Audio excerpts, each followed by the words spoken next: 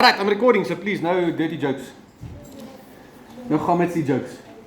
Alright guys, so we're going to do lesson number 2. We're learning a little bit about what is Chometz, and we're going to learn about how to clean your house. Now, once again I have to start with a disclaimer. Do not listen to the stuff and get scared for your life. Today, we're going to go into Judaism's OCD happy place. Okay? Obsessive compulsive disorder. Our rabbi saw a lot of these things and they went full out. So today what I'm going to do is I'm going to present to you guys that level of OCD kosher, right? But keep in mind, everyone's at different levels of kosher, you're different levels of learning, different levels of practice. Don't feel like this is it. You have to do this or else you're going to hell. It's not a one size fits all thing, right? And it's the same with the Torah as well. It's not one size fits all. Okay? Yes. Yeah. Speaking about big clothing. Okay. So it's not all or nothing. That's what I wanted to say. There we go. It's not all or nothing. Do as much as you can. So today I'm going to present this to you and see how much you can do before you end up in an asylum. Right? Because if you do end up in an asylum, you have to find one that's kosher for Pesach, and that's very expensive. So you'll find out today what our rabbis have done when it comes to the Pesach laws. They really have majored on the minor. To the smallest little detail, they've made sure that we make sure that we don't have any chametz anywhere. So it's going to sound very legalistic. And once again, whenever we do something that we're using the word legalistic, I have to give the disclaimer. We're not doing this as a sign of salvation. We're not doing this to be saved. Right? None of the laws we do to be saved. The Torah was only given after we were saved from Egypt. So once you are saved, Hashem said this is how you live. So we do it because we're saved. So all of the stuff we can learn about today, we do it because we're saved. Because Hashem brought us out of Egypt, we're showing our appreciation and our dedication to God. That's why we do these things to the utmost degree. Alright, remember, very important, the commandment, you must rejoice in your festival. If this is too much and you go too far and work too hard that you're kaput, you need to start taking other pills and stuff to get yourself up in the mornings, then you're not enjoying your festival. You've broken that mitzvah of the festival. So keep that in mind as you prepare for the Pesach cleaning. Don't let it get too much. So I'll share with you guys the Orthodox way of doing things today. You decide what level you are at. There's a saying I came across this week on Chabad's website. They said, Pesach cleaning isn't spring cleaning. Dirt isn't chametz. And your kids aren't the Pesach sacrifice. Because the kids are going to make it very difficult in a house to clean for Pesach. I like that statement. Right? So don't make your cleaning unbearable, right? But we are still going to try and declare war on chametz. Sorry, I don't have handouts this week. My printer decided not to work long. So I apologize for that. But you've got the video so you guys can check it out there as well. Alright, so once again, let me just do a recap of the relevant verses about Chometz and how we're supposed to clean. So Exodus 12, which we read this morning as our special maftir for Rosh Chodesh, for Shabbat HaChodesh, says, for 7 days you are to eat matzah. On the first day, remove the leaven from your houses. For whoever eats chametz, from the first to the 7th day is to be cut off from Israel. During those 7 days, no leaven is to be found in your houses. Whoever eats food with chametz in it is to be cut off from the community of Israel. That's a serious thing. This is why our rabbis went so OCD when it came to finding out what is chametz. It doesn't matter whether he's a foreigner or a citizen of the land. Eat nothing with chametz in it, wherever you live. So you guys live in South Africa? It applies. Eat matzah. Okay. Now the other verse, of course, is in Deuteronomy chapter 16, verse 3. It says, you're not to eat any chametz with it. This is with the Pesach lamb. For 7 days you are to eat it with matzah, the bread of affliction. It's called bread of affliction, so you're not supposed to enjoy it. Don't come here and tell me you like matzah. It's nonsense. For you came out of the land of Egypt in haste. Thus you will remember the day you left the land of Egypt as long as you live. So there's an element to this commandment that has to serve to our memory. It has to bring up our memory and remind us of what Hashem did. In fact, we're going to discuss this next week when we're studying the Pesach Seder. There are so many weird things we do on the night specifically so our kids can ask questions and become inquisitive so we can tell them the story of the Pesach when Hashem brought us out of Egypt. So there's a special thing, we have to remember these things while we are searching for chametz, while we are cleaning the house. You must remember what Hashem did for us when we came out of Egypt. So the big question is, what is chametz? Okay, what is chametz? So a very loose definition is that chametz is certain grains, the product from the certain grains where fermentation occurs in it. Okay, now the word chametz itself, the origin of the word in Hebrew. Dada, can you open D for Calvin? Give this to Zayda. Let him go open the gate. Thank you very much. No, I can. No. Let Zayda do it, please. All right. He's used to it. He actually knows what to do. So the origin of the word is chamutz is the Hebrew word for sour. So you know, like sourdough, the way you make sourdough, of course, is if you have a starter batch, you just keep passing that on from generation to generation to generation. My oma grootjies is sourdough, still alive, that kind of story. So that's the Chometz idea. So that sourness in it is like, it causes that leavening process to start. But our sages have derived that Chometz only comes from 5 specific grains. From wheat, barley, spell, oats, and guess? Rye. Yeah, I mean rye? Oh, rye, yes, rye. Okay, so those are the 5. Wheat, barley, spelt, oats, and rye. Now, why specifically those 5? Well, there's one opinion that says those were the only 5 grains that were available to them at that time when Hashem gave them the commandment. It's the only stuff they understood. So therefore, it must have been only speaking about those 5. But the Talmud actually tells us that all the other types of grains in the world, when they do a fermentation process, they don't make chametz. They've got a different process. The Talmud uses a whole different word called spoiling. The other stuff spoils. It doesn't become chametz. So it's not the same process. So that's how they derived that it's just these 5 specific grains. I'm not a scientist. I don't have a clue what the process is or what the difference is. But yeah. So those are the 5 grains, right? So be careful for wheat, barley, spelt, oats, and rye. You can't have oats for breakfast during Pesach week. That is chametz. You might say raw oats. What about raw oats? It's never been touched, right? You can eat that, can't you? As soon as you put milk on it, it's going to start fermenting. Plus, sometimes what happens is when you buy these things like wheat, spelt, oats, and rye, and all these things, they come washed, pre-washed or pre-cooked. It's chametz. So you can't store that. So you've got to be careful with that. Now, there are other things you're allowed to eat, some substitutes. For example, corn, milis. Milis are not of those 5 grains, so technically you can eat milis. Ashkenazi tradition avoids these things called kitniot. So they avoid things like milis. But all the other traditions do eat milis and rice. When is the cutoff for Sephardic? Yeah, so we're having a conversion process. The day before Pesach we convert to Sephardic, and then after Pesach we come back and we go Ashkenazi again. Right, so corn you're allowed, rice you're allowed as well, rice is fine. Beans are fine, so that's one of the things that falls under kitniot. Legumes are also kitniot. So Ashkenazi won't eat those types of beans, so they don't have a nice cholent when it comes to Pesach. But Sephardic's 100% fine, if you're not Ashkenazi. Yes, so your kitchen's going to be Sephardic because I have to eat your food. Baking powder. What do you guys think about baking powder? It's activator. It's an activator, but it's chemically based. It's not from the 5 grains, so it's fine. But sometimes they add chometzy stuff in it, so you've got to make sure, try and get one that is kosher. So you'll have to go to Joburg to buy baking powder that is kosher. Baking soda, no? Baking soda as well is fine. Baking Yeah. powder. Yeah. Baking soda. That's just normal spoiling stuff. It's not chometz. These 5 grains, by the way. So you're allowed to own these 5 grains during the week of Pesach. Right? They aren't chametz necessarily. The grain himself isn't chametz. After all, this is made from the same grains, right? This is made from wheat. Right? So you're allowed to own the wheat and stuff. But like I said earlier, be careful of the stuff that's been washed already. And the chances of it becoming chametz during the week is something, it's a risk you don't really want to take. So what you're going to do is, with all of our chametz stuff during Pesach, you can either get rid of it before the time or designate a cupboard somewhere on your property where you're going to store all the stuff and sell it. Sell it online and tie up this cupboard, mark it as no entry. You can put all your stuff there for Pesach and you can sell it online. Chabad, you can sell on Chabad's website, you can go sell your chometz if you want. You just type in your address. Sell it to? My staff member? Yes, you can. So I'm selling my cupboard for the week. Yeah, 100%. So what the Beit Din here in South Africa does is they've got one non-Jew guy that buys the chametz every year for the whole of South Africa. And then every year, just before Pesach, they put a photo up on Facebook of them shaking their hand with this guy. And he's still very happy there. I get to buy stuff that I'll never use in my life for 1 rand. Anyway, so yeah, you're allowed to do that as well. But this is easy because now you just fill in your address and then the rabbi sells it for you on your behalf and everything's 100% kosher.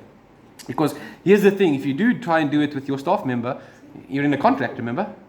A binding contract. He can run away and say, no, I'm not giving it back to you. I've bought it for 1 rand. And there you go, there goes all your chometz. That fine whiskey you've been keeping for the last 50 years, gone. Okay. Keeping oats, jumble oats. I don't know if it's washed. I think a lot of it is. I think it is. It might be. I'll have to eat all my oats. Put it away. Yeah. Eat your oats now. Twice a day. Twice a day. Get it all done. I think quick oats is. Definitely, yeah. The quick oats will definitely be. Rolled oats, I think. Yeah, rolled oats should be fine. But you can have it in your cupboards and stuff. do yourself a favor and pack it away for And Pesach. just learn the key 6 2. Do what you can. Do what you can. There we go. Yeah, so do yourself a favor, put that stuff away.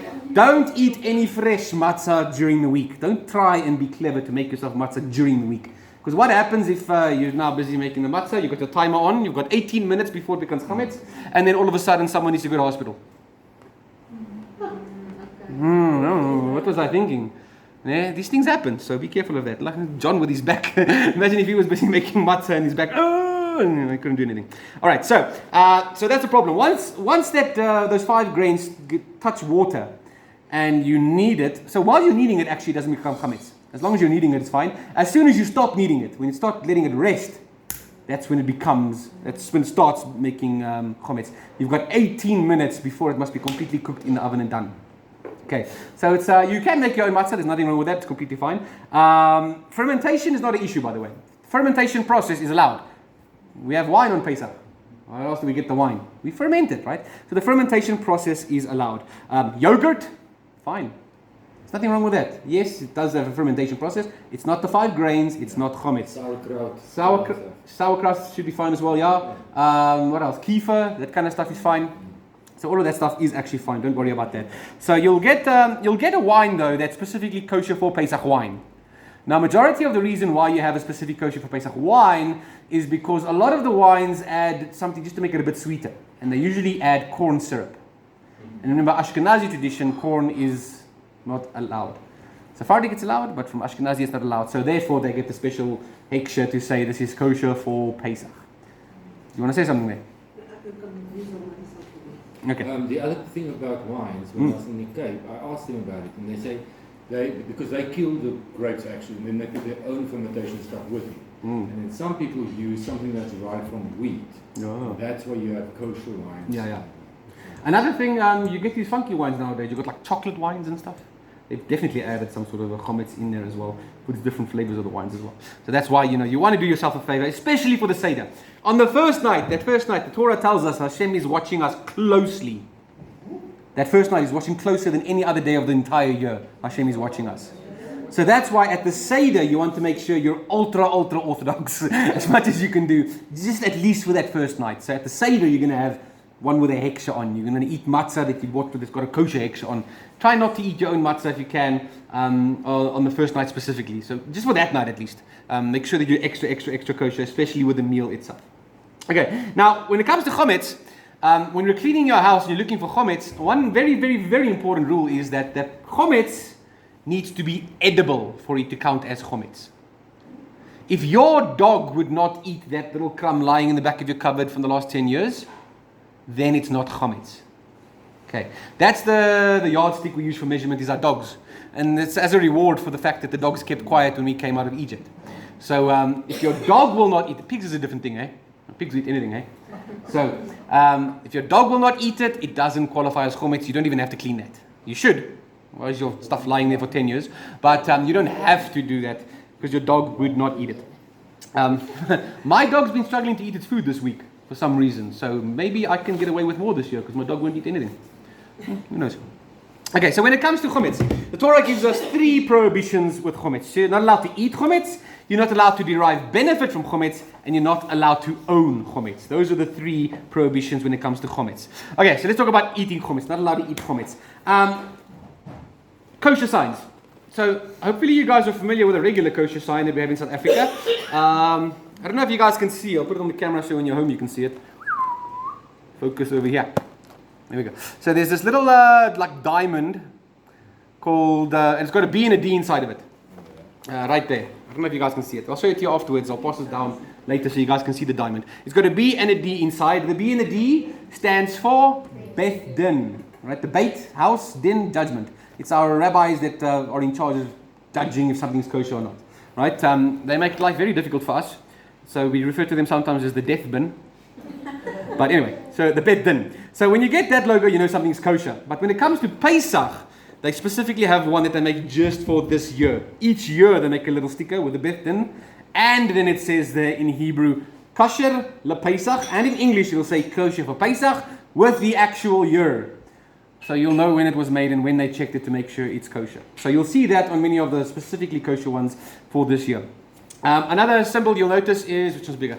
Down at the bottom corner of this, you've got this a U with an O around it. That's the OU, the Orthodox Union. That's the Orthodox Union of America, basically. And then they've got a little P here right next to it. You see that little P? That means Pesach. Okay, so if you see something with a K and a small P, that's another kosher division in America. In America, they've got a ton of different kosher symbols because they've got so many different levels of orthodoxy in America. Right? Every day they're creating a new, it's like the Christians with the denominations. There's a new denomination every day. So in America, they've got a bunch. In South Africa, they recently actually brought in one. There was a bunch of funding to try and bring in a new bet then with another kosher status because this one, people had issues, people always get, 2 Jews, 3 opinions, so they had to fight with someone. So anyway, so they tried to bring in a new one about a year or two ago. I haven't seen much. There's a few things that have this symbol on, but I haven't seen much of it. But anyway, so that's what you're going to look for. That OU and a P means it's for Passover, or the South African one is that diamond, the BD for the bet din. Alright, so you're going to check all your food to make sure that it's got those hexes. If you've got food that is not kosher for Pesach, what do you do with it? Either eat it up now, have a party this weekend, a Chometz party, right? Eat everything up, or donate it away. Please don't donate it to someone else who keeps Pesach. That makes no sense. You're allowed to give it to your domestic worker as well. Send them home with it, as long as it's not on your property, that you don't own it. Then it's fine. Okay. Some of the stuff that we struggle with every year, sauces. Almost every sauce you've got is not kosher for Pesach. The problem with that is that very often they use like spirit vinegar in these sauces to help thicken it. And your tomato sauce, they actually add a, what do they call it? A grain-derived leavening agent to make your sauces thicker. So almost every sauce under the sun has got chometz in it. So you're going to have to go without sauces, or you're going to have to buy kosher for Pesach sauces. The tomato sauce they make here every year, it runs like the River Nile. It's just completely runny. It's not a sauce, it's a drink. So that's what we live with every year. I usually try and use it to make my matzah go soft. Pour that on there and the matzah gets soft. So sauces, you're going to have to be careful. You can make your own sauce. The spirit vinegar is the kosher one for Pesach. It's the grape vinegar that's The grape vinegar. Oh. It's got grapes. What's wrong with grapes? It's the same as wine. What's wrong with wine? That's normal kosher. That's not Pesach, that's normal kosher. Pesach one is the spirit one that we can You sure? I have a memory of that you're right, actually. I'll just double check for you. But vinegar, the thing is vinegar. You know what vinegar is called in Hebrew? Chometz. That's the name for vinegar in Hebrew. Yeah, so vinegar is very dodgy. See, that's why you'll find they usually bring out the specific vinegar with the sticker on every year. You'll be able to buy it in Joburg. So do yourself a favor and get that instead of using your normal vinegars. But I think I think you're onto something there. I remember something like that. I think it's the same principle. It's what they add to make it ferment. Yeah. Okay. But be careful of all your sauces. You're going to have to get new sauces. Your drinks, whiskey comes from? Grain, can't have it. Beer?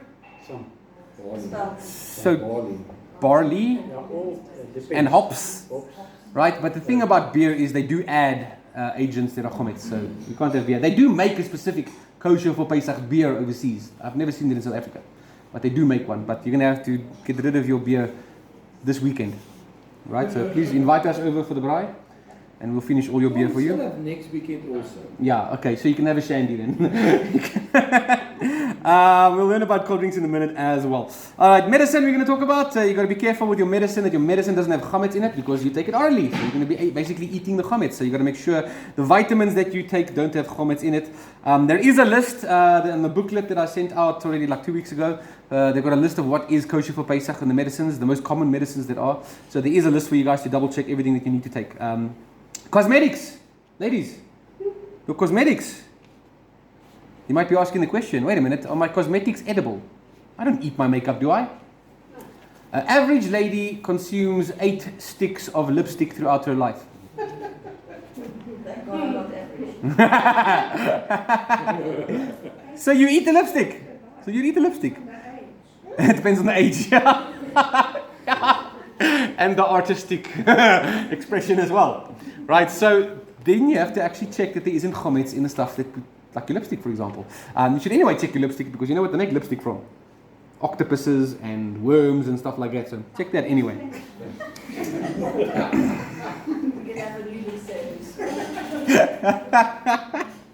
All right, so don't eat chometz. Be careful not to eat chometz. Secondly, don't derive any benefit from chometz.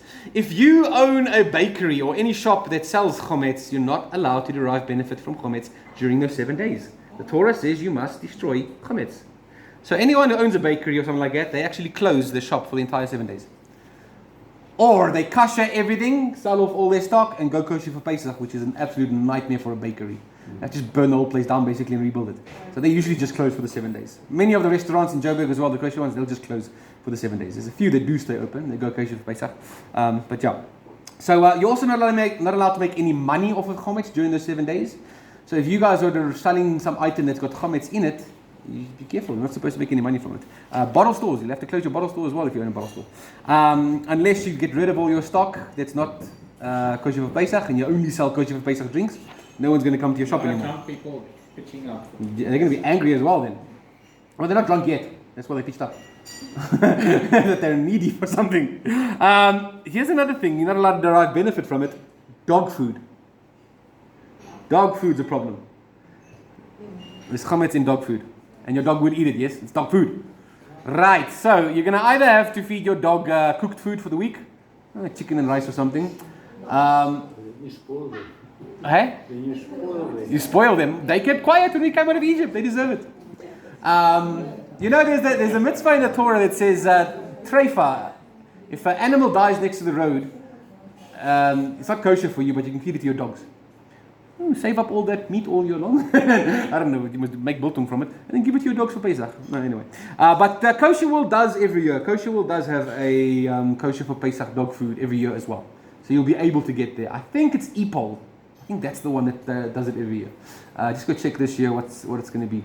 So there is a kosher for Pesach dog food. Can you sell your dog? Can you sell your dog? Because Mama told me the dog food for the week. Because I mean, no, 7. This is a good question. Why would you want to sell the dog? You can ask someone else to watch the dog for you and feed the The dog. horses and the other. And the cats.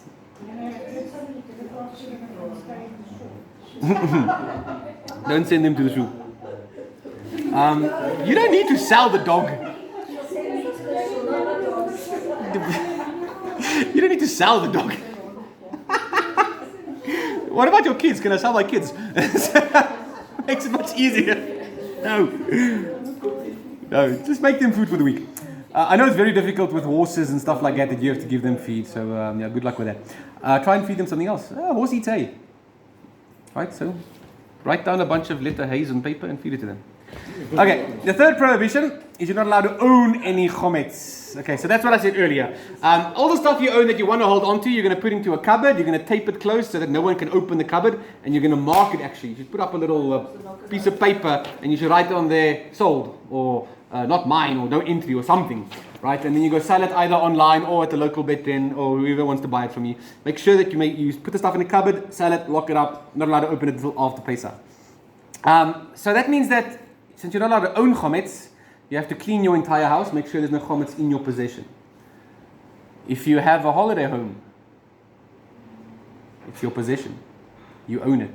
So you own the chometz in the holiday home. So this week you guys are going on holiday to clean your holiday homes. Or you're getting someone to go clean it for you. You can do that as well. It's part of your possession. Your car is part of your possession. That's where a lot of chometz is. Those of us that go to work in our cars, I think half of our life's meals. The pie crumbs, there we go. Tinkies. Hey, I remember when I used to work on site with my dad. Hey, one day I found a tinky in my cupboard yard that has been there for probably, I don't know how many years. It's alive now. And it was a long day. And I looked at that thing.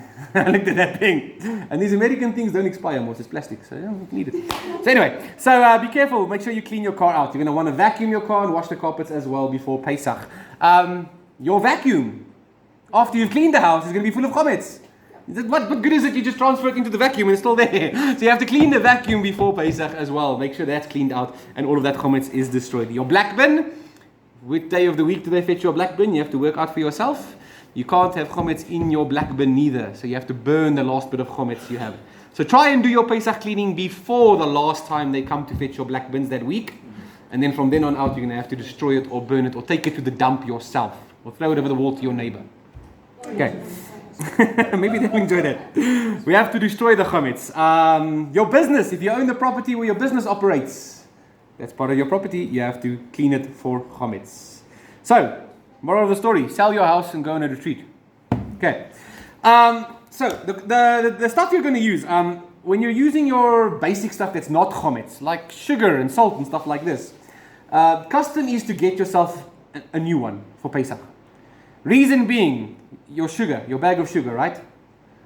Before Pesach started, you took your teaspoon, took the sugar out of that bag, put it in your coffee, stirred, dipped your chometz rusk in there, stirred, gave the teaspoon to your spouse, they went and got sugar. Now there's chometz in the sugar bag. So this is why you'll find basic ingredients. They even put a sticker on there as well to try and sell it to you, even though you can just buy one without a sticker. So stuff like your sugar, your butter, very important. Your butter spreads and all your spreads have got chometz in them. Right? You take that and you spread it on bread, and half of those crumbs come back into that thing and it gets mixed in there. Your Nutella, everyone loves Nutella on their chometz, on their matzahs. Make sure it's a brand new one. Your butter, all of the spreads, make sure you got a new one just for that week. No double dipping. All right. Now there's an interesting question. So when I prepared this stuff years ago, I read through the Kitzur Shulchan Aruch to see what they say about chometz and cleaning for Pesach. And they asked a question which is very interesting. When it comes to the laws of kosher, if you're baking a pot, here we go. Here's our chometz-free pot, right? If you're baking a stew, a beef stew in here, so we're not allowed to mix milk and meat. If you're baking a beef stew here, and while you're stirring and waiting, you're drinking a coffee, watching one of our YouTube videos and I tell a funny joke and you laugh and spit the milk out into this meat dish, does it become unkosher? Have you mixed milk and meat? No. We've got a principle in Judaism that there has to be at least more than 1/60th of the volume of what's in here for it to count as something legitimate to make this unkosher. So if that happens, it's fine. It's still kosher, it's still fleshig, it's still meat. It's not milk. Less than 1/60th. And we discussed this a few weeks back. We discussed, I can't remember which parasha it was. Yeah, the idea of the 1/60th. Anyway, so that is still kosher. But when it comes to Pesach, because we have a commandment not to have any chometz whatsoever, if one crumb of chometz that is proper chometz gets thrown into your pot, the entire dish is unkosher. It's much more stringent with Pesach. Because what happens with the chometz is the material in here, the food and the sauces and stuff, absorbs the flavoring of chometz, and that's also a prohibition. Not allowed to have that. They refer to it as the flavor of chometz. You're not allowed to draw that in neither.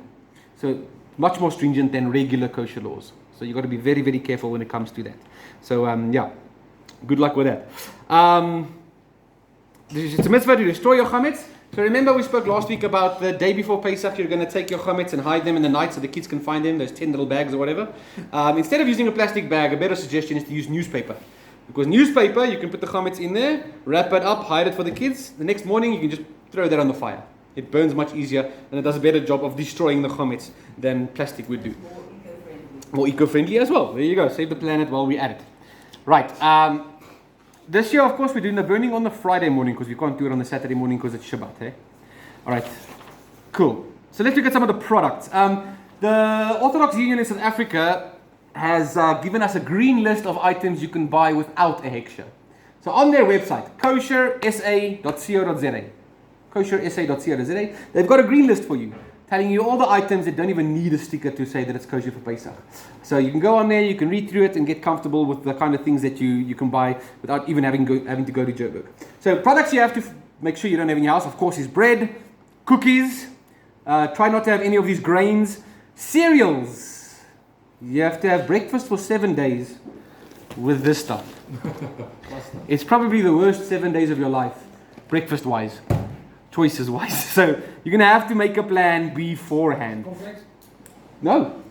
There's chometz in it for sure. Pure corn? Pure corn would be fine. But the thing is, once you add the milk, it's a problem. And if you add any sort of fluid, anything that makes Yeah, it must be cooked already. So cornflakes, they are cooked. No, but yeah, they've already added stuff there. No, I've got a brand that's like pure corn. There's no added. So Is it cooked already or not? I mean, Has it been cooked in any sense? Or is it still like raw? Because if it's raw, then you can't add milk to it. But the corn is fine. It's just part of the 5. Yeah, they're selling one. Corn, sorry, yeah, corn. Yeah, corn is fine. Sorry, yeah. Corn is completely fine. I was thinking about wheat. I don't know why I was thinking about wheat. Maybe it's no, kosher. corn.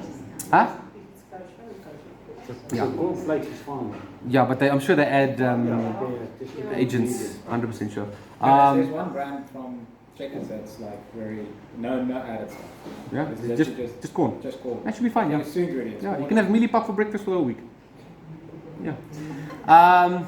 They do sell kosher for Pesach cereals for about like, I don't know, I want to say 500 rand a box. No, it's probably like 150 or 200 rand a box just for cereal. They import it every year because they know how difficult breakfast is.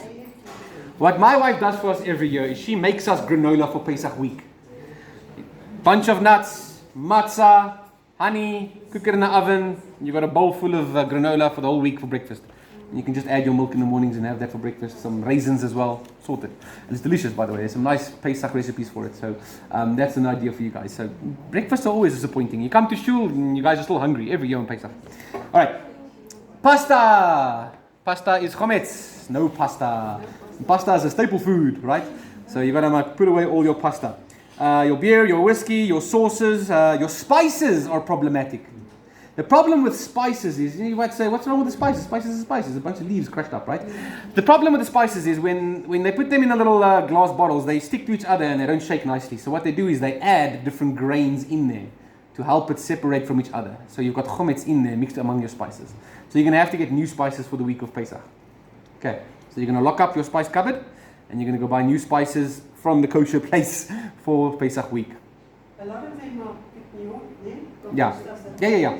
I think for all of the stuff we're going to mention now, keep in mind that this is the level. We're talking about the highest level, even with kitniot as well. I know curry is a problem with pepper.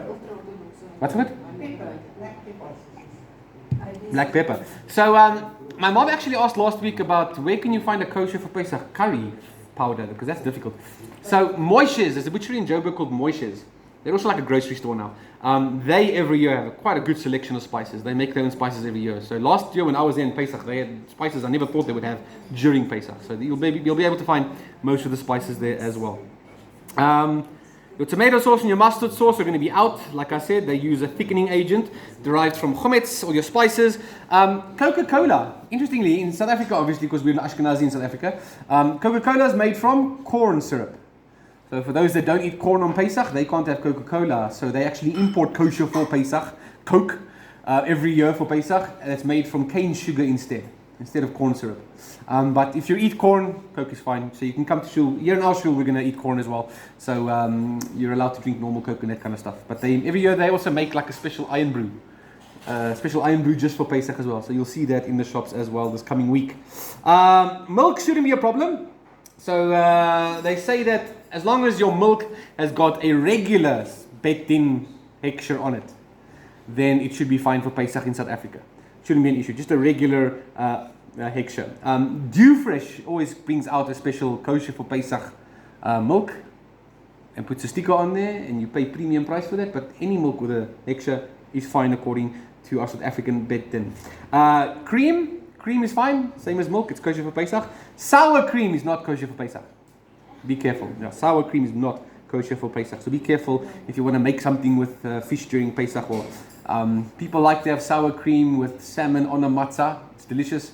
Be careful. You have to get one that's kosher for Pesach. What else? Those weird dairy-free milks that they make, the lactose intolerant milks and stuff, they all have chometz in them as well. So only plain milk is kosher for Pesach. What about almond milk? Yeah, that's fine. It's made from almonds. I don't know if they add anything, I doubt it. Macadamia milk? That's good. Macadamia? Should be fine. It's made from nuts. How do they milk the almonds?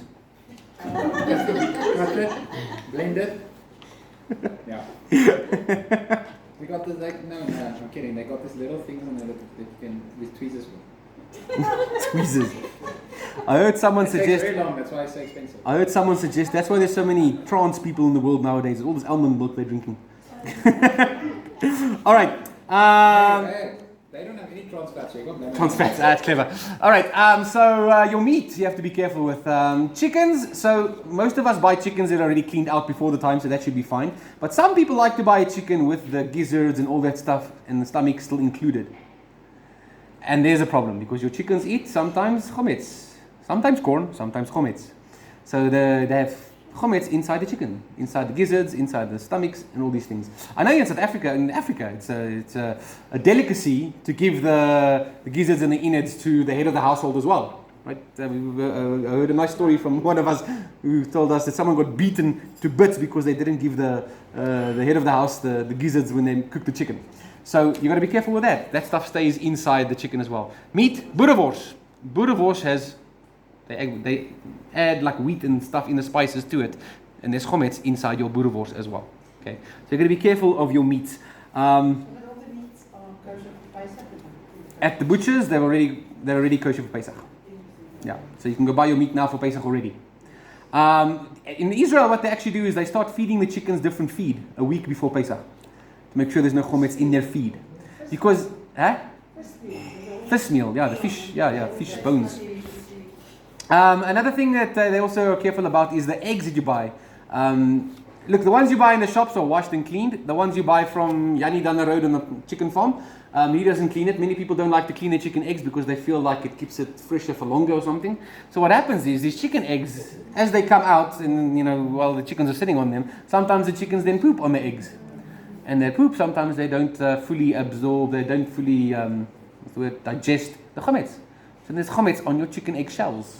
And when you're cooking, you're going to take that chicken egg and you crack it. And how often don't we get a piece of the chicken egg shell in your egg? You're going to eat chometz. So if you do that, if you buy those dirty eggs, just make sure you clean them before Pesach as well.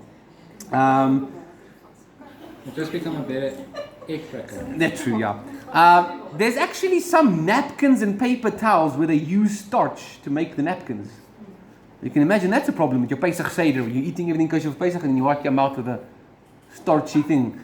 So apparently you've got to look out for that as well. Alright, so these are, we're super extra careful when it comes to the dining room table or your kitchen table, because that's where the food touches that comes into your mouth the whole time. So you've got to be extra careful in those type of areas, cleaning there, making sure stuff doesn't come into your mouth while you're eating. Alright, now there's other products, right? Medicine, you're allowed to take life-threatening medicine, okay? But for something that you can survive a week without, like vitamins, you're going to have to try and find an alternative, okay, to skip the week of taking vitamins, or just find one that is kosher for Pesach. But if we don't want you to go crazy and die in Pesach, you have to live by the commandments, right? So please make sure you do take your medication. Don't come here with your multiple personalities on Shabbat. Take a medicine if you need it, but try and see what you can avoid. With your kids as well, all the stuff that they have to take, kids go back to school. This week, my kid's on holiday, this coming week. He's going to go back to school a week from now, and he's going to pick up every virus under the sun. We're going to have to give him medicine again. So make sure you got yourself a kosher for Pesach medicine cabinet. Cosmetics we spoke about. It's not solids necessarily. Most solids aren't edible. So you wouldn't have to worry about your solids like soap. None of you guys eat soap, right? Unless you've got one of those sailor tongues where you fluke the whole time, your mother makes you eat the soap. So the non-edible stuff, the liquid things, our rabbis have actually said that's where the problem is. So because you can use liquid cosmetics to make chometz and make alcohol even. Ethyl alcohol you can use to make chometz. So anything that's got ethyl alcohol in it is chometz. You're going to have to get rid of that during Pesach. You guys scared yet? Remember, I told you before, this is that level of keeping kosher. Do as much as you can. If you can do all of this, Baruch Hashem. So you got to be careful. I remember one of my most vivid memories from when I was a child was one day me and my dad went down here to the spar. There was a spar there still is a spar down the road here. And there was a hobo sitting outside the spar with a whole loaf of bread and a purple bottle of spirits. Right? And he filtered it through the bread so he could drink the alcohol and get drunk. Chometz, in chometz, on chometz, and drinking the chometz. So if any of you guys have these kind of tendencies from your past, please, not on Pesach. Be careful. So you're going to want to get yourself new cleaning agents as well, because while you're cleaning chometz, you're going to touch chometz and you're going to close the nozzle of your cleaning agent, and then there's chometz stuck in the nozzle. So you're going to want to get yourself new stuff specifically for Pesach itself. New cloths, cloths for washing your dishes. Brand new ones. Someone just buy a new one. You can even buy those like disposable ones you use once or twice or 3 times. That big roll you can buy. That's a good idea for Pesach as well. New afdroog lappies. All these things. Try and get new ones for Pesach if you can. Just don't clean for a week. Don't clean for a week. Just throw it out the window. Go Greek for the week. Break your plates is an easy way. Dishwash liquid, any dishwash liquid should be fine. They do make one with a sticker on every year, but it's just because of the idea that you're using it the whole week and you get chometz in the nozzle stuck in there while you're cleaning. But you can just buy yourself a new one, shouldn't be an issue. Washing powder, some washing powders have starch in them, so your clothes and your tablecloths get chometz washed into them when you wash them, and then you're going to have your Pesach Seder on their tablecloth. The liquid ones? Might as well, I'm not sure. Some of them do, so just check. Generally, you won't find it there. You won't find it there generally, so don't worry about it. Yeah. Toothpaste. Kosher toothpaste is kosher for Pesach. So if you've got a kosher symbol on your toothpaste, it's kosher for Pesach. Read your ingredients. If you've got one that doesn't have the heksha, just make sure that there is no either alcohol in there, ethyl alcohol, or any sort of a thickening agent that might have chometz in it. They say that kids' toothpaste, for some reason children's toothpaste has got chometz in it. No idea why. They add something to the children's toothpaste. I don't know, maybe to make it taste better. Maybe it's corn syrup, maybe that's what it is. But anyway, so kids' toothpaste is probably. Mentthol P, I know Mentthol P has. I haven't even checked my own toothpaste. Should probably check that. Alright, let's talk about cleaning your house. Right. You don't have to clean every single room under the sun. Only the rooms where chometz is taken. You're not going to need to clean your toilet for chometz. You should clean it anyway, but not for chometz for Pesach. No one goes to the toilet with food, I hope. Right? Other rooms, if you've got like a study where you never take any food in, then you don't have to clean it. But the thing is, we all do. Right? We all nibble while we're busy studying, right? So it's only the rooms where you actually eat. I don't know how many of you eat in the bed. All of us actually, probably. Especially when you're sick. When you're sick, you're in bed, your wife brings you toast and black tea, and you eat that chometz in the bedroom. Or dip your rusks there. Or if you're like me, you have a secret stash of sweets hidden under the bed. Right? You've got to make sure that you have to clean there as well, because there is chometz in that room. But if there's another room that you keep as a guest room, no one's been there the whole year, don't even have to touch it. There's no chometz there. Okay. Just close the door. There you go. Obviously, your whole kitchen you have to clean. That's chometz central. Your fridge, you technically don't have to clean behind your fridge. Would you eat the stuff that's lying there? No. So it's not edible. Okay. So. But then again, also the stuff that's in the car. I would eat that, Tinky. If you're in a long drive on holiday and you forgot to stop for food here by Bradasdorp, you're on your way down to Cape Town, and you find over here, you find a rusk, a Oma rusk from your very own Oma. You might just nibble on it. Clean team, I say clean team, and they come running. Yeah. So if they don't touch it, then I ain't gonna touch Okay, fair enough. Yeah. If you're not going to eat it, then it's fine. But the dog would eat it. Your dog will eat it, then it's a problem. Then you can't choose dogs, because I know you've got lots of dogs. If any of your dogs would eat it. I've it. got a clean team. They already. Is that the dogs? They are the clean team, yeah. If you come and I just say clean team, you'll see who's dedicated. Yeah, exactly. So does dog. Yeah. So your offices where you work, we're always nibbling while we work. Your keyboard has definitely got crumbs in it. Not definitely, but chances are. So you can just take press stick and roll it across your keyboard, and hopefully turn it up. Yeah, turn it upside down. Try and use plastic. Do as good as you can. Yeah. You're not supposed to even see chametz actually. So out of sight, out of mind. So if you can see it, you should still get rid of it. Yeah, your dining room is going to be a big job cleaning. Obviously, because you eat there. So your table itself, you're going to have to clean. But if you've got a wooden table, you're not going to eat on the wood during Pesach week. You're going to get either a clean tablecloth, or you're going to put plastic like this. This is like really thick plastic. You can buy at plastic shops. It's really cool. You can put this over your table, or you can buy in all the kosher shops in Joburg. They sell these plastic sheets for Sabbath tables. It's a lot thinner than this. It's like normal plastic. Comes in a box. and you fold it out and it covers your whole Shabbat table. So every Friday night when your kids are there spilling the juice and the wine all over the place on your white tablecloth, now it's covered, you've got plastic. So you can buy these like packets, I should have brought it with actually today to show you, packets of these plastic sheets that every Friday night you use for Shabbos. You can do that for Pesach, just to cover your tablecloth to make sure that your food doesn't come into contact with anything that might be chometzi. So you're going to clean the wood of the table anyway. You're going to clean your dining room chairs because there's chometz on the chairs for sure, as much as you can. Washing carpets is not necessary, but some people like to use Pesach cleaning as a spring cleaning excuse.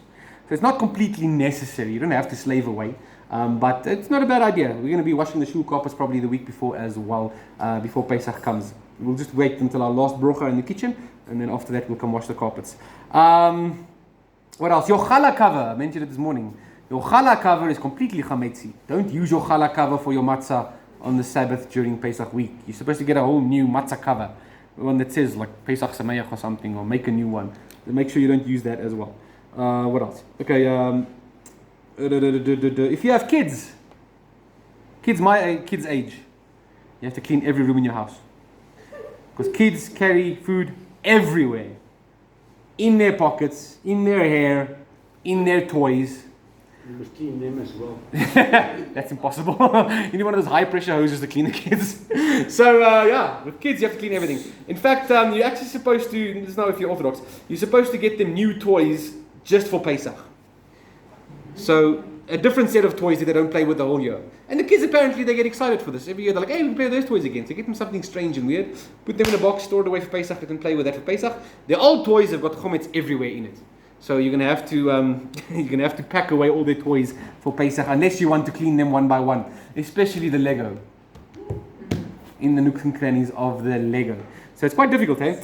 Rebecca did a very cool thing with the kids this past week because she wanted to keep the kids busy and entertained. So she bought, you get these dinosaur-shaped pasta. Awesome. She bought that and she got food coloring and painted them different colors. And then she got like a sand and the kids were there with a brush. They were looking for dinosaur bones in the sand. Fantastic for the kids to play with. Now we've got dinosaur pasta all over my property. This morning on the way to shul, I saw one under my washing line. So yeah, You stepped on one? yeah, not yet. But so we've got a problem now. I'm gonna have to clean like crazy. Dinosaur hunt, not the Easter hunt, but Dinosaur hunt, yeah, instead of the Easter egg hunt. Dinosaur egg hunt. Yeah. I was thinking about alphabet soup. You know what they should make alphabet soup from? Spelt. Spelt right. Okay. Nah. What to clean? Thanks, Aubrey. Okay. Your cupboards in your kitchen, you're going to have to empty them, clean them out, pack everything back. Your clothes, listen to this, guys. We eat stuff over here, and as we eat, it falls down here into your pocket. So you might have crumbs in your pocket. All right? Sometimes this is the most delicious bites when you find them after you've been eating. So keep in mind that your clothes might have chometz in the pockets as well. Patkos, right? We like to take patkos wherever we go. Especially the kids like to put food in their pockets. You'll have to clean your bedding, obviously, which you'll do anyway before the Yom Tov. Your books. So the Orthodox will tell you have to clean every book and turn them upside down so the crumbs fall out. It's not necessary really. What you can do though is take your books off of the shelf and check if there's anything behind your shelves, behind your books on the shelf. Your kids love to throw in hidden stuff back there. If you tell them they're not allowed to eat that lunch bar, they'll take it in the secret and go hide it behind your books and forget about it. And then you've got chometz there hiding behind your Pesach literature. Fantastic. Because I was thinking last night to the Pesach cookies that you do at Bread which is on my table every year Shabbat. Yeah, so I'm going to have to take these blessing after eating books and each one of them I'm going to have to shake out to make sure there's no chometz in them. Yeah. Your couches, obviously you're going to have to clean what you think is edible, but you should clean anyway, right? So take off vacuum it, take off the cushions, and it should be fine, shouldn't be an issue. It's a treasure trove usually opening up these couches. You'll find stuff you've been looking for the last year. All right, your dentures and your braces, you have to clean thoroughly before Pesach comes around. Okay, you can't let your dentures chew the chometz for you and then put it back in your mouth and say that's fine. No, dentures need to be at least kosher for Pesach as well. Now, you can't boil them, obviously. I'm just going to clean them. Your braces as well. You're going to use those little tools that they give you when you get braces to make sure your braces are cleaned as well. Make sure that they're clean. Your cell phone covers. Your cell phone covers. We've got a lot of chometz hidden inside the back of your cell phone covers, eh? So you're going to have to take your cell phone cover off, clean it, put it back on, make sure that that's got no chometz on it as well. Your appliances around your house, you're going to have to clean as well. Your coffee machines, if any of you guys have Nespressos, there is a way to kosher it. You just run it, I think 2 or 3 times you run it just clean. After you've washed everything, you just run it clean. It'll clean itself and be kosher for Pesach. Your toaster, don't even try and clean it. Turn it upside down on the dustbin, get all the chometz out, and then tie the thing up, sell it, put it in the cupboard with the rest of the stuff that you sell. Don't even try and clean your toaster, it's impossible. Alright, so let's talk about koshering your dishes. No, people try to get creative. They try to melt cheese on their matzah, so you'll put it in the toaster. Yeah, kids, if you've got kids in the house, they'll try anything. Yesterday, geez Louise, Judah took himself, he got back from school, he took himself a piece of bread and salad dressing. He made himself a sandwich. Oh no, I don't see a problem with that. I tasted it, it was fantastic. Mayonnaise on everything. Yeah. So kids will try anything. So they will go to your toaster and they'll put matzah in there and try to, melt chocolate or something. Or make a marshmallow melt on the matzah. Alright, so koshering. So, your dishes and stuff at home, your pots and pans you should be able to use every year. But you've got to kosher them before the time. The whole year long, when they've been boiling and using fire, they've been absorbing the flavor of the stuff you've been putting in here. Right? Same with chometz. So they're chometzy at the moment. So you're gonna have to clean them. Now you can either go to Joburg, where every year they set up. I think it's there in what's that mall called with the big Pick and Pay? Norwood Mall. They have these big urns about this high, and you make your booking and you bring all your stuff. And there's a rabbi there, and he takes and he dips everything one by one for you and gives it back to you and says, "There we go. We've koshered everything for you. Now it's kosher for Pesach. Now you can cook your Pesach food in there." But you can do it at home. It's not necessarily go do that. So the way that we kosher things, and this is a general rule, not just for Pesach, for all koshering, is the way it became unkosher is the way you have to kosher it. So a pot became either unkosher or chametzi by boiling. Right? You add stuff in here and you boil it, right? So the way to make it kosher is through boiling as well. So you're going to fill it up with water, turn it up to the point where it's got what's called a rolling boil. It's constantly boiling. Right? Then you know at that point it has become kosher on the inside at least. Right? If you want the outside to be kosher as well, you're going to have to let it boil over onto the outside, and then you know the whole pot is now kosher for Pesach. Okay, so that's how you do it. So we've got 3 ways of koshering stuff. It's called hagala, the boiling, which is the most used one. Libun is for fire, stuff that's on a fire that you have to, you roast straight on the fire. And then there's one called libun kal, which is fire. Instead of boiling, it's a thing you don't have to worry about right now. We'll talk about that some other day. So, what to clean? All your kitchen utensils you have to clean for Pesach. It's much easier to just go to plastic for the week. Just use plastic plates, knives and forks. Knives and forks aren't difficult to kosher, right? So, a knife like this, very easy. You get your pot to a rolling boil, and then you just drop it in. It's in there, right? Actually, you know what? Before that, the first thing you're going to kosher is a tongue, right? Universal rule is you're not allowed to pick these up without first clicking them twice, right? And then you kosher that thing completely submerged in the water. You know those gloves that are like heat-proof that you can use in the braai in the kitchen? Those are fantastic for koshering. So I use gloves every year, and then I take it out with my glove, and I dry it off on a brand new clean tablecloth. Dry it off. Now, this thing's kosher for Pesach. Whatever you call it, man, whatever. Faduki. What's the English word for that? Dishcloth. Never used that word in my life. It's always an afdrooglappie. Yeah. Anyway, then you're going to take your knife, drop it in. Fishing. Take it out. There you go. Now, you're not going to drop everything in at once because then the boil's going to stop. Then nothing gets kosher. You're going to do 1, 2, 3, 4 at a time. Drop them in, take them out. Drop them in, take them out. I'm going to stand here, do the whole shuls, I don't know how many knives and forks we have. Every year I do that. Every single one of them. Take it out, and then it's kosher for Pesach. Now, you've got to clean the thing that you're going to put them back into. If you've got like a little wooden thing in your drawer, that usually divides them, make sure it's clean before you put this back. If you can, put foil over it. Because wood always absorbs the chometz. So try and put foil over it. Or just leave your knives and forks. Lock all your cupboards with tape, and just leave your knives and forks somewhere in the kitchen in the corner on top of your granite or on top of some other foil. So it's easier as well. Okay, so boiling. Other pots, if you've got smaller pots that can fit inside this pot, then you can just dip it inside there. Push it down with this thing, it becomes kosher, take it out. Then that pot has become kosher for Pesach. For people that, if you don't want to do all of your pots because you don't, but not enough to do a whole hotel. Yeah. You just, One pot. you just take a couple of pots out to scope, kasher them for Yeah. a week, seal off the others, don't go in there, so that you don't have to do every single thing. I mean, otherwise it's 100%. on the top. Yeah, don't do your whole house, it'll take you forever. It's just 1 week. So get yourself one meat pot, one milk pot, and kasher them. Of course, the thing is, people like my mom has to do the catering for the Seder, for example. She'll need a bunch of pots. So I'm going to be there this week cleaning all your pots. But now, the big dishes of the Shafer, this year we're going to cook ourselves. Yeah, I'll tell you how to do this. So something that's big. Another thing you can do is just take your kettle, boil your kettle. So that's the same as the zinc. It's the way you kasher your zinc. You boil your kettle, and just as the boiling light goes off, you take it and you pour it over your zinc. It's the same with these what bainmaries, what do we call them? Same thing. That's how you kasher them as well. So that's fine. Kasher the one with the water in as well as the one that takes the food? No. The one with the water in doesn't get chometz. So you don't have to kasher that. Yeah, it's fine. That one, by the way, you probably it's boiling as well because it boils the water, so it'll be boiling as well.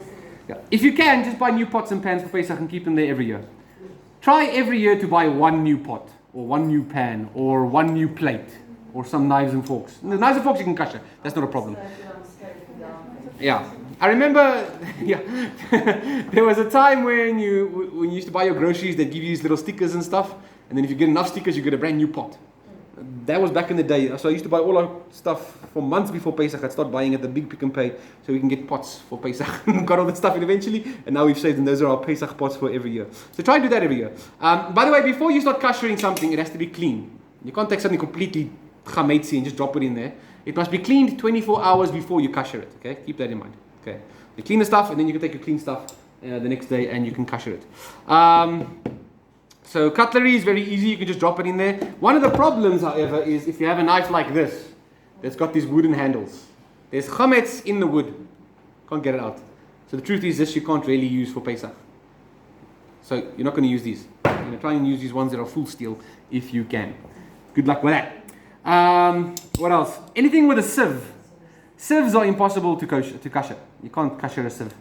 So no sieves on Pesach. Buy new ones, yeah. Just for Pesach. Handles is another issue. If you want a pot that's got plastic handles, you're not going to be able to kasher the entire thing. The plastic handles are going to melt. So it's up to you to decide there. What they usually say is that you're supposed to, if they've got a screw, you can loosen the handles. Take off the handles for Pesach. Pesach, your pots look like they've been stolen or fallen off a truck. Right? and then you can kasher it. But technically speaking, you're only going to use the inside of the pot to cook. So as long as you can kasher the inside, these handles are not actually an issue. But the thing is, during the year, you've got chometz and you're holding this thing, so the chances that you're going to take food and it's going to touch here is possible. So be careful. Put foil around it or something. Not foil, because it'll warm up. Will it warm up while you're cooking?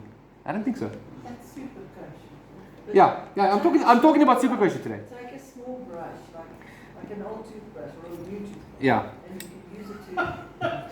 Yeah, it'll get away the big portions, but plastic still absorbs it no matter what. You can't brush away that chometzy that's in that plastic. So keep that in mind as well. Hopefully you guys have got those pots. What are those pots that you get for a lifetime? That you end up inheriting? AMCs and Amway. So my mom, I remember she told me once, I've got all these pots that she inherited from her mom.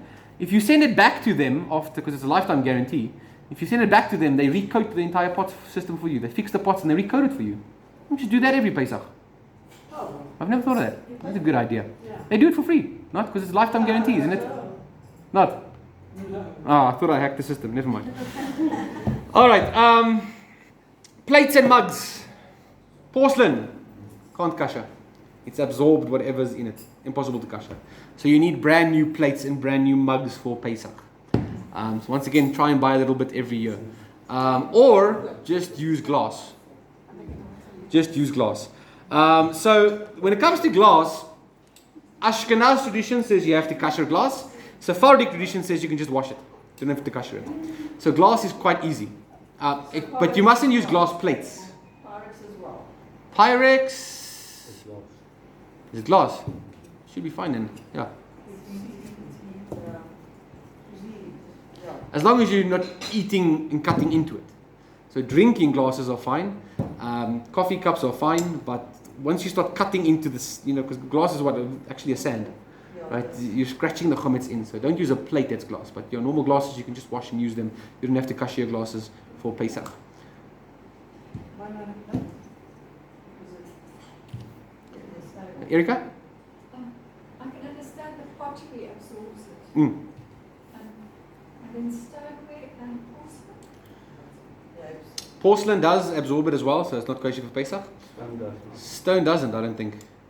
I can't think that stone would. That must be stone. Say again? Must be stone. Must be real stone. It mustn't be that like malleable stones and stuff. No, that's not good. Yeah, but stone should be fine, I think. So plastic does not at all. Plastic does. Yeah, plastic does. It melts into the plastic. So, and you can't kasher it because you're going to melt the plastic when you're kashering it as well. So yeah, so plastic, you can't use old plastic. You can buy new plastic stuff. You get some really nice plastic dishes that you can use. We're going to use plastic dishes for our Seder as well. So it's fine. We've got a pace. Kosher for Pesach Throw set. it away afterwards? No, keep it for next year. For next year. So melamine, We'll get to that in a second. All right. What to clean in your house? Your zincs.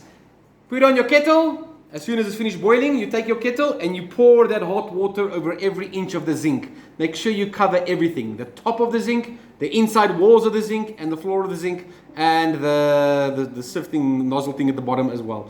That's how you kasher your zinc. Quick and easy. Very easy. Your countertops. If you've got granite countertops, kettle. Easy. Stone as well. Stone, fine. Water, boiling water from the kettle. What's going to happen is obviously the water is going to spill over the edge onto your cupboards. So just make sure you tuck in some towels into the top of your cupboards before you do that.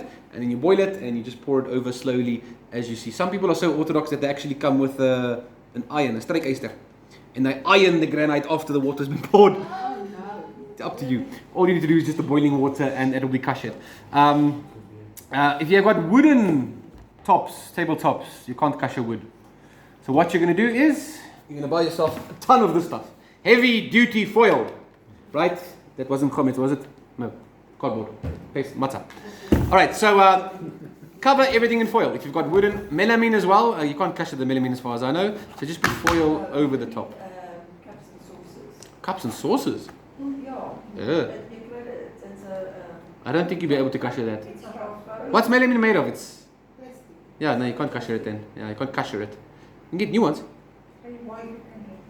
But if you're going to get new stuff, just get proper porcelain. Pesach. Keep it separately for the whole year. Hey? Yeah. All right. So so if you've got wood or the melanin tabletops and counters in your kitchen, just cover everything with foil. Plastic is you're going to cut, and foil is heavy duty foil stronger than the plastic. Plastic, you're taking a risk. Plastic is going to wave around much easier as well. Eh? The wind's going to come in and it's going to blow away. No, this stuff's heavy, man. It doesn't move that easily. You can fold it more around and it clinches to the bottom of your granite. Your dishwasher. Sorry, peoples. Dishwashers are very difficult. The racks are the problem. The material that the racks are made from is like a plastic, so you can't use those racks. The dishwasher itself is fine. So I don't know if you guys want to risk throwing the stuff in there without any racks. I don't think it's a good idea because it's going to get broken. But the racks, you have to have completely new racks for Pesach. So don't use your dishwasher on Pesach. Just clean with a hand for that week. Your oven. So your oven cleaning. You've got to clean your oven thoroughly first with your oven cleaner, and then let it wait for a day. And then to kasher your oven, you turn it on maximum heat.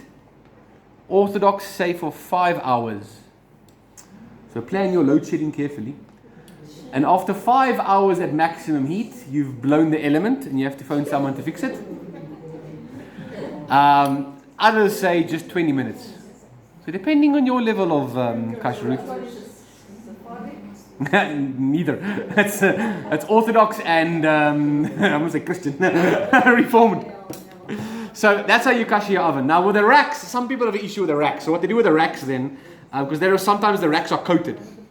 So then you're going to just put foil around your racks. Put foil around the racks, then you don't have to worry about the racks at all. Okay, so you cover the rack in foil. I think we've still got foil on our racks here in this kitchen since last year Pesach. We always forget to take it out until I have to start cleaning here. So that's how you do that. If you've got a self-cleaning oven, that'll do it for you.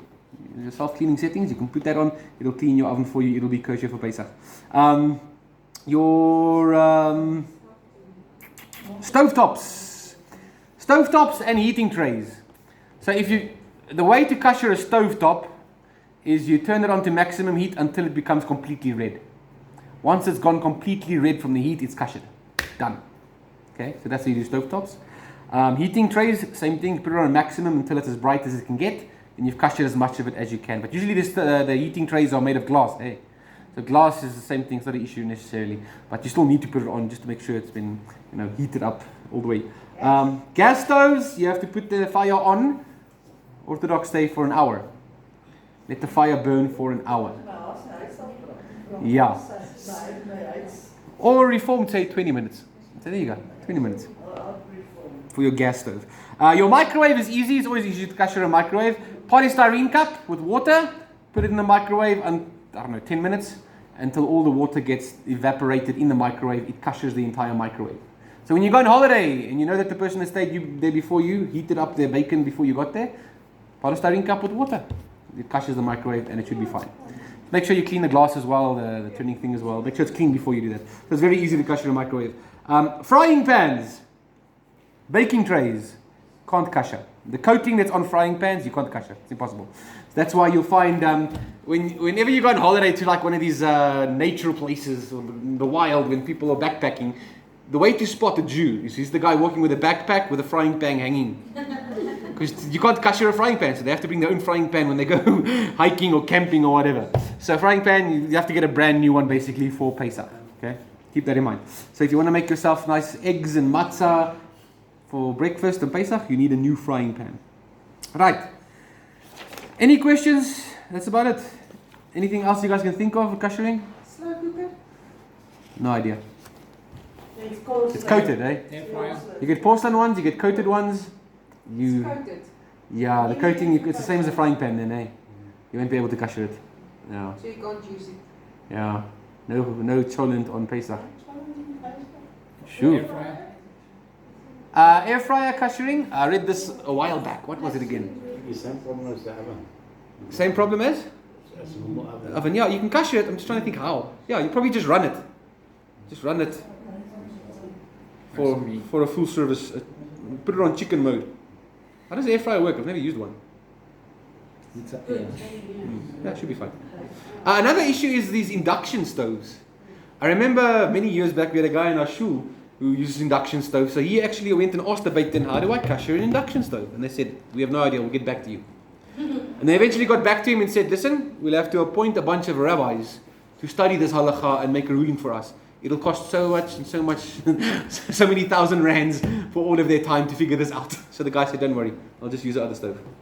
So anyway, so I still don't know till this day, how do you kosher an induction? Because, but it's induction though, so how do you, I don't know. Anyway, so yeah. Erica, do you want to ask something? Can I make my own matzah? Yes, you can make your own matzah before Pesach. Try not to do it during Pesach because of the chances of it becoming chometz. Many people like to make their own matzah. I personally, I don't do that. Reason being, because I'm lazy. Also, I try not to accept matzah as a gift from anyone. Many people like to make their own matzah and hand it out to their friends. Does that person know the 18-minute rule? Yeah, they're handing you chometz 10 to 1. Did they kosher the kitchen before they made that matzah? No, then it's chometzi matzah. They sell, I saw here at the Pick and Pay, I went to the big Pick and Pay here at Fairy Glen on Monday to see if they have anything Pesach out. All they have this year is matzah, nothing else. Just matzah and matzah crackers, nothing else. They're selling a matzah right next to the kosher matzah that says not kosher for Pesach. In the same shelf. So please be careful. There is matzah that is not kosher for Pesach. You can make your own matzah, 100%, go ahead and do it. Make sure first that your oven, your kitchen is kosher for Pesach, then make the matzah. Follow the rules. It's easy. I mean, with when Judah was still in preschool here at the synagogue, they made them every year. They made them make their own matzah. They had a matzah bake every single year. We actually took the whole shul one year. We went to Joburg. A rabbi invited us, and we took our whole shul to go and make matzah the one year. People that actually go around, you can cook them, bring their ovens, everything, you can do that. Yeah, like a matzah bake. So you can make your own matzah, not a problem, yeah. But just make sure that you stick to the rules. If you're extremely orthodox, then just buy the one that's got the extra on it. You know the rabbis have done it. I remember when we were in Israel the one year, we went for Pesach, and we went on a tour the night before Pesach, because the rabbis there are baking shmora matzah right through the night. They don't sleep. Their families have to make an appointment to come visit them at the bakery to see their husbands and their fathers. At the Rudy as well, yeah. So that was pretty cool. So there's this thing called shmora matzah. So I don't know if we'll discuss it next week. Let me tell you about, So there's a commandment, we read it this morning. You shall guard the matzah. The word shomer is to guard. So if you guard the Sabbath, you're shomer Shabbos. So if somebody ever comes up to you in a kosher shop and says, "Are you shomer Shabbos?" They're asking you if you're orthodox. Do you obey all the laws of Sabbath prohibitions? Not tearing toilet paper, not driving on the Shabbat. They'll ask you, "Are you shomer Shabbos?" And then you have to say, "No, but I do observe Sabbath," or "Yes," whatever. Right? So shmora matzah is matzah that's been guarded. Extra kosher. Special matzah. This is not shmora matzah. This is normal matzah. Shmora matzah, they have a rabbi that's appointed specifically to work from the farm where the stuff is farmed. They're watching it closely. To the day where it's harvested, they're watching it closely. To the place where the matzah is being made from the wheat, they're watching it closely. It's been guarded all the way. Right? It's got its own VIP security service. That is shmora matzah. And because the first night of Pesach is such an important thing, the Pesach Seder, many people try to have shmora matzah at their Seder. So you'll actually see it in the shops in Joburg. It comes in much bigger boxes. It's these big round matzahs. It looks like these frisbees.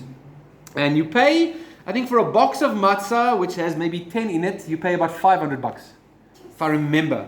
One year we did it here. We bought it and we got shmora matzah. And we were like, we got this wonderful shmora matzah. And when you open it, because it's matzah, they're all broken in pieces. It's a nachmeri. So you got that. You also get I know that they also have a little box of shmura matzah as well. It's like a grey box that is shmura matzah that you can buy as well. It's not like as expensive as the big round ones. But usually with the big synagogues and the big congregations in Joburg, their local rabbis, they usually go and bake this shmura matzah the day before and they give it to the communities. Especially the big shuls that people that own Discam go to those shuls. People that own Pick and Pay go to those shuls. Those rabbis actually hand out shmora matzah for free. You've got to just register and you can go fetch it. If you're a member of the shul, a paying member, you can go fetch it on the day.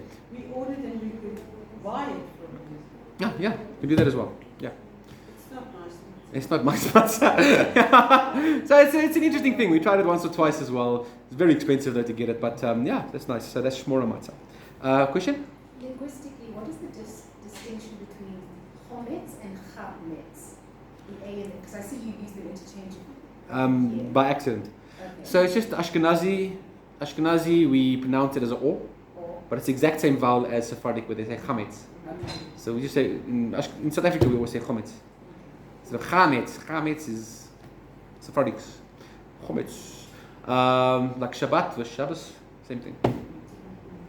Just to get people a way out, so that they don't have to cook on the weekend during the week, that we can do fruits and vegetables and things like that. Yeah. You don't need to cook meat and you don't need to eat fresh stuff, buy fresh stuff. You don't have to cook during the week at So all. that you don't, Yeah. minimize You've got to, tell these people. Yeah. Make it easy. Yeah, make it easy.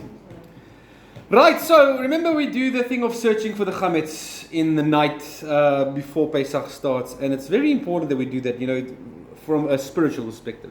There's a psalm that I think you guys should meditate on when you do this. Psalm 139, verse 23 says, "Search me, O God, and know my heart. Try me and know my anxieties, and see if there is any wicked way in me, and lead me in the way everlasting." When you're cleaning your house, doing all this stuff, thinking, why are we slaving away when we're supposed to be celebrating the freedom from slavery?